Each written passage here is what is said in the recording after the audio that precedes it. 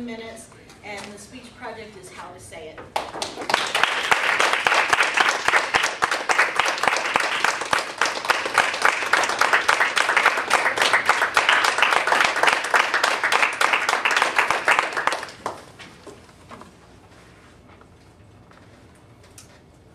Mastery and service. Mastery and service is something that we all should aspire to. It is something that speaks of not only ourselves, but also our family. The reason why is because in order for us to gain mastery in any part of our life, whether it be home life, on the job, grocery shopping. I have problems grocery shopping. My wife always has to come and help me because that's an area that I need mastery in. We have to look at ourselves and aspire to change. Change comes first. No matter if we're a layperson or a professional, change is what's going to motivate us to be able to gain mastery. The key, I believe, for mastery is service. Everyone in this room is a professional. So at one point or another, we all had to serve someone else, serve underneath an individual to be able to get to the place where we are today. The hardest thing about being in the first person, rather, in a second position, is that we know we should be the ones in the front and not the one in the back. But if we can get out of our way and move to the side and allow ourselves to be able to learn that first position from the second position, then we're one step closer to mastery. Everyone thinks of changing the world, but no one thinks of changing themselves. Leo Tolstoy. That statement rings so true within my very being because I am so afraid of facing myself every morning in the mirror when I brush my teeth and wash my face and try to pick something about myself that needs to be changed. I can't speak for anyone else in here, but I can speak for myself when I say that I always thought I had it all together. I didn't think I had any flaws. I didn't want to hear that I wasn't adequate. I didn't want to hear that I'm not the best person for the job. I didn't want to hear that I wasn't the funniest. I didn't want to hear that I wasn't the brightest. I didn't want to hear that I was the handsomest. I didn't want to hear that I wasn't the best son. I didn't want people to tell me that, you know, Godfrey, the only thing that you're waiting to do is speak. You're not really listening.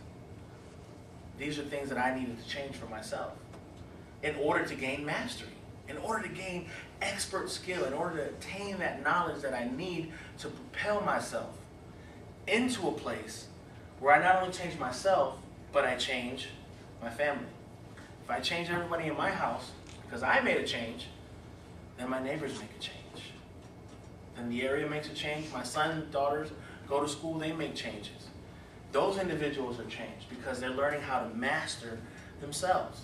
And then we change the world. But it starts with me first. Perfect example. In order for mastery to take place, we have to have a paradigm shift.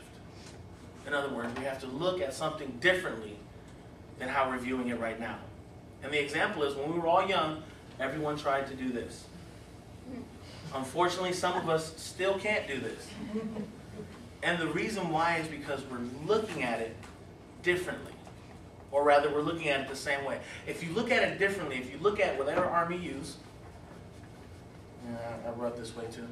If you look at your arm as a lever attached to a wheel, and every time that wheel turns, rotates and comes up, there's another lever attached to the other hand on your head. When this arm comes around, one full turn, it pushes up that lever. And when it comes back around, the lever comes down. Whereas trying to look at it, I just can't do this. My arms don't work the same way. I don't have that motion, but every time you look at it as a lever being pushed up from one full turn, you'll be able to do it again, or for the first time. That's what mastery is all about. Changing the way we look at things. Changing a problem, a situation, a circumstance, our children, finances. Why doesn't the car run?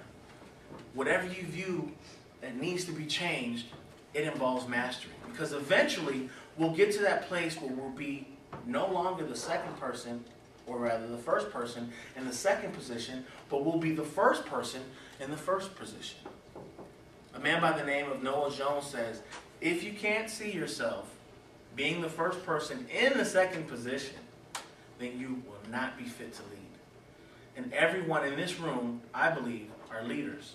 We're all born to lead. Whether we're not the person in the forefront, we're still born to lead. It's what we do.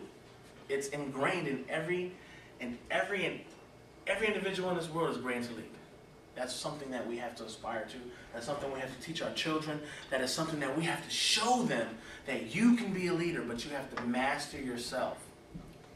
Another example is big game hunters. When you think of a big game hunter, what comes to my mind is a gentleman who's 6 foot, broad shoulders, athletic. He has a safari hat on, a big shotgun, and he's in Africa somewhere, trudging through the jungle, looking for the lion, looking for the leopard. Or the hunters here in America, with the camouflage on, the 30-06, in the woods, doused in deer urine, waiting for that big white-tailed buck, or the moose, or the bear. What I think about when I think about big game hunter is Elmer Fudd. Elmer Fudd is the big game hunter that I can relate to because he has problems. He has a speech impediment. His head is oversized. He's too small for the rifle he carries. And he always walks around with a glazed look on his face. Like he's impervious to the fact that you're not going to catch the rabbit. Whereas Bugs Bunny lets you know what mastery is. He knows he's a rabbit. He knows he should be cunning. He knows he's intelligent. And he knows he's slippery enough to get away each and every time. What we have to do as individuals, I believe, is dig deep down inside in our bosoms, take a look who we are, evaluate ourselves, pull up that laundry list that we put way in the back of our subconscious, bring it to the front, and check off all the things that we can take away and make better one at a time to achieve mastery. It is a simple process, but no one wants to do it because no one wants to really take a look at themselves in the mirror and say, all along, I was really inadequate. And I had a crab mentality. I was pulling other people down because I thought that I was trying to get out of the bucket when I didn't want anyone to surpass me. Mastery is something that we can all attain. Madam Toastmaster.